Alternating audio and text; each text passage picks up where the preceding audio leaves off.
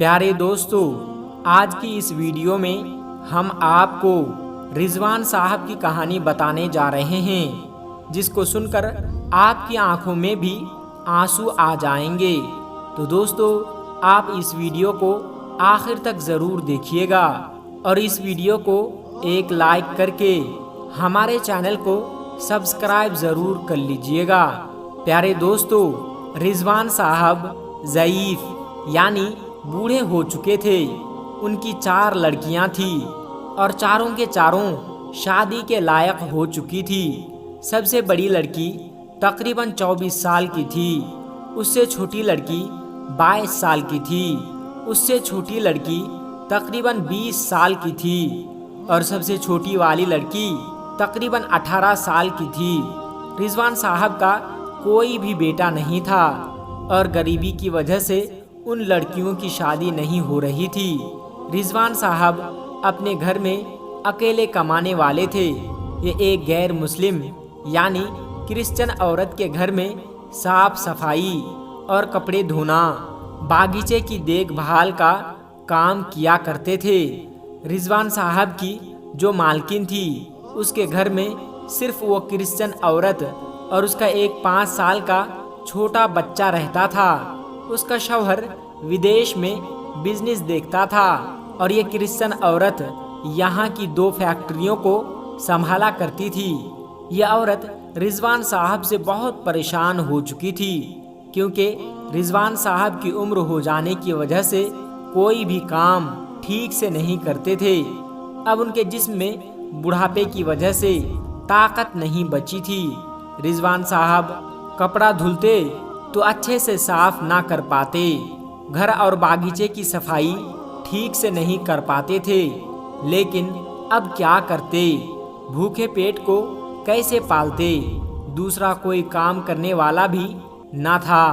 رضوان صاحب کام کرتے کرتے ایک در پر بیٹھ کر سو بھی جایا کرتے تھے۔ ان کی جو مالکن تھی ان سے بہت پریشان ہو چکی تھی، لیکن ان کی غریبی اور ایمانداری کی وجہ سے ان کو کام سے نہیں نکال رہی تھی۔ لیکن ایک دن کچھ ایسا ہوا کہ باغیچے کی صفائی کرتے کرتے باغیچے میں ہی رضوان صاحب سو گئے اور ایک گائے آ کر باغیچہ کو پورا خراب کر دیا۔ پھر جب شام کو مالکن آئی تو اپنے باغیچے کو اتنا خراب دیکھ کر رضوان صاحب پر بہت غصہ ہوئی اور خوب ڈانٹا اور بولا کہ اگر اب سے کوئی غلطی ہوئی تو میں آپ کو کام سے نکال دوں گی۔ مالکن کی ڈانٹ سن کر اپنے گھر جانے لگے۔ راستے میں ان کو ان کے محلے کا ایک دکاندار ملا۔ ان کو 4 باتیں سنائیں۔ رضوان بھائی، تم نے میرے 10 کلو چاول اور 2 کلو دال کے پیسے آج تک نہیں دیا ہے۔ اگر 2 دن میں میرے پیسے نہ دیے تو دیکھ لینا کیا ہوگا۔ ان کی باتیں سن کر رضوان صاحب اپنے گھر پہنچ گئے۔ گھر پہنچتے ہی مجھلی بیٹی نے ایک گلاس پانی لا کر دیا۔ پھر ان کی بوڑھی بیوی بغل میں آ کر بیٹھ گئی اور کہنے لگی کہ صاحب، رمضان کا چاند نظر آ گیا ہے، روزے کے لیے سامان چاہیے۔ گھر میں کچھ پیسہ نہیں ہے اور نہ ہی ایک سامان ہے۔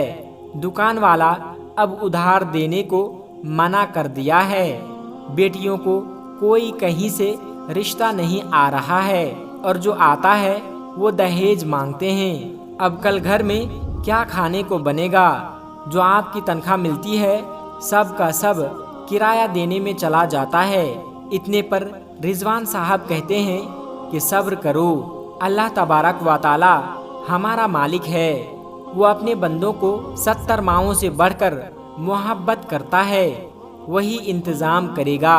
پھر جب پہلے سحری کا وقت آیا تو گھر میں جو کچھ روکھا سوکھا تھا بڑی بیٹی نے گرم کی۔ سب نے مل کر سحری کر لی اور روزہ رکھ لیا اور بیٹیوں نے نماز ادا کر لی اور رضوان صاحب مسجد گئے، نماز ادا کیا اور وہیں سے کام پر چلے گئے۔ وہ کرسچن خاتون اپنے باغیچے میں مارننگ واک کر رہی تھی۔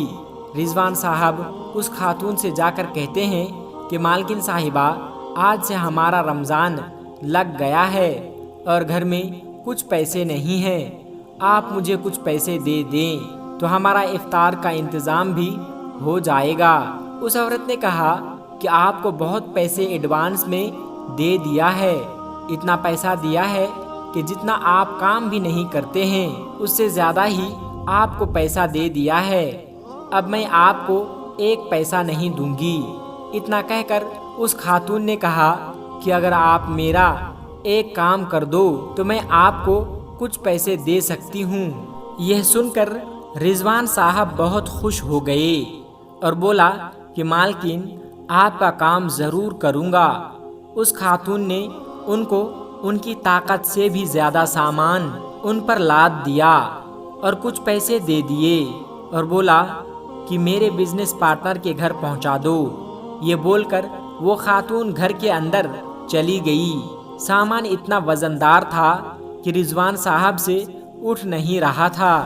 جیسے تیسے سارا سامان اٹھا کر اس خاتون کے بزنس پارٹنر کے گھر رکھ دیا اور وہیں پر سر پر ہاتھ رکھ کر بیٹھ گئے۔ کچھ دیر کے بعد اس گھر کا مالک باہر آیا جس کا نام تسلیم تھا، وہ بھی ایک رحم دل مسلمان تھا۔ اس نے رضوان صاحب سے سامان لیا اور اپنے نوکروں کو بلایا اور سامان اندر رکھوا لیا اور رضوان صاحب کو کچھ پیسے بھی دے دیا۔ رضوان صاحب بہت خوش ہوئے اور پھر وہ مالکن کے گھر نہ جا کر سیدھا اپنے گھر کی طرف نکل گئے۔ سب سے پہلے اس دکاندار کے پاس گئے اور اس کا سارا قرضہ چکا دیا اور پھر افطاری کا سامان خریدا اور اپنے گھر میں سارا سامان رکھ دیا اور پھر سے مالکن کے گھر پہنچ گئے۔ وہاں کیا دیکھتے ہیں کہ ان کے کرسچن عورت کا شوہر آیا ہوا ہے۔ رضوان صاحب اس سے ملے اور باتیں کی اور پھر کام پر لگ گئے۔ عصر کا وقت ہوا تو ان کا مالک اپنے بچے کو لے کر باہر ٹہلنے نکلا۔ جیسے ہی وہ باپ بیٹے باہر نکلے ویسے ہی ایک ٹرک نے دونوں باپ بیٹے کو ٹکر مار دیا۔ جیسے ہی ٹکر لگی ویسے ہی باپ بیٹے تھوڑی دور پر جا گرے۔ پھر ایک شور اٹھا کہ ایکسیڈنٹ ہو گیا، ایکسیڈنٹ ہو گیا۔ رضوان صاحب دوڑتے ہوئے بھاگے اور ان کے پاس پہنچ گئے، ان کو اٹھایا اور ترنت ہاسپٹل لے گئے اور ایڈمٹ کروا دیا۔ اس کرسچن خاتون جو کہ اس وقت مال گئی ہوئی تھی اس کو کال کر کے اسپتال بلایا۔ اس خاتون کو اسپتال آنے میں 30 سے 45 منٹ کا وقت لگتا۔ پھر ڈاکٹر نے رضوان صاحب سے کہا کہ بچے کی حالت بہت زیادہ خراب ہے، خون بہت زیادہ بہہ گیا ہے، ہمیں ترنت خون کی ضرورت ہے۔ اگر آپ خون لانے میں دیری کرتے ہیں تو اس بچے کو ہم نہیں بچا پائیں گے۔ تو رضوان صاحب اپنی عمر کی پرواہ کیے بغیر، اپنے جان کی پرواہ کیے بغیر، یہ سوچ کر کہ اس کے ماں باپ نے ان کو کام پر رکھا تھا، ان کا کام اس قابل بھی نہیں تھا، پھر بھی ان کو کام پر رکھا ہوا تھا، یہ سب سوچ کر اپنا خون اس بچے کو دے دیا اور اس کی جان بچائی۔ پھر جب وہ خاتون آئی تو ڈاکٹروں نے سارا ماجرا اس خاتون کو بتا دیا کہ کس طرح سے رضوان صاحب نے وقت گنوائے بغیر بنا سوچے سمجھے اپنا خون دے دیا۔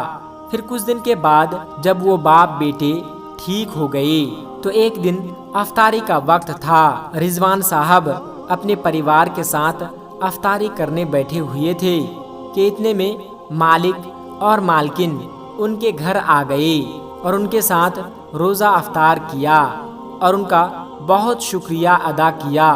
ان کا مالک کہتا ہے کہ اگر آج آپ نہ ہوتے تو ہمارا بچہ ہمارے درمیان نہ ہوتا، ہماری گھر کی خوشی آج جو بھی ہے وہ سب کی سب آپ کی وجہ سے ہے۔ پھر رضوان صاحب کا مالک اور اس کی بیوی ہر روز افطاری کے وقت رضوان صاحب کے گھر میں آیا کرتے تھے اور اپنے ساتھ میں پھل فروٹ اور افطاری کا سارا سامان بھی لایا کرتے تھے اور ان کے گھر میں ہی بیٹھ کر افطاری کیا کرتے تھے اور اسلام اور دین کی باتیں کیا کرتے تھے اور دین کی باتیں سیکھا بھی کرتے تھے۔ اس کے بعد उस शख्स ने रिजवान साहब की चारों बेटियों की शादी अपने पैसों पर धूमधाम से करा दी और रिजवान साहब का फिर भी बहुत शुक्रिया अदा करता रहा कि आज आपकी वजह से हमारे घर में रौनक बनी हुई है, क्यों न मैं आपके घर की भी रौनक बना दूं।